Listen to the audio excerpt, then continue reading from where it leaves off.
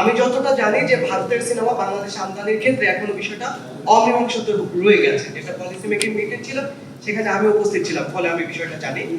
আমি জানতে চাচ্ছি এই ফেস্টিভ্যালে যে ইন্ডিয়ান সিনেমাগুলো আসছে সেগুলো সম্পর্কে সরকার কনসার্ন কিনা। সরকার অবশ্যই কনসার্ন, কিন্তু সেটা আপনাদের মুখ থেকে জানতে চাই। কারণ আমি যখন সরকারকে জিজ্ঞাসা করবো যে পুষ্পা এলো না বা ভারতের সিনেমা এখনো অমীমাংসিত, কেন আন্তর্জাতিক চলচ্চিত্র উৎসবে ইন্ডিয়ান সিনেমা আসছে, আমি আপনার কাছে, যেহেতু আপনি বলছেন, আপনার কাছে আমার প্রশ্নটা।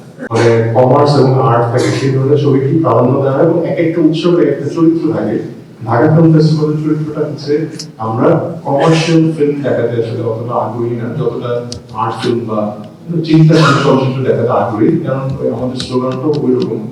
আর ওই আগের প্রশ্ন উত্তরে যদি বলি, সেটা হচ্ছে যে কালচারাল ডিপ্লোমেসি কিন্তু ফেস্টিভ্যাল দিয়ে করা সম্ভব এবং আমরা করছিও। কারণ এই কালচারাল ডিপ্লোমেসির কথাটা কেন বলছি, কারণ যে প্রতিনিধিরা আমাদের দেশে আসেন, সেটা যে দেশ থেকে আসুক, তারা কিন্তু বাংলাদেশকে আসলে রিপ্রেজেন্ট করেন তাদের দেশে।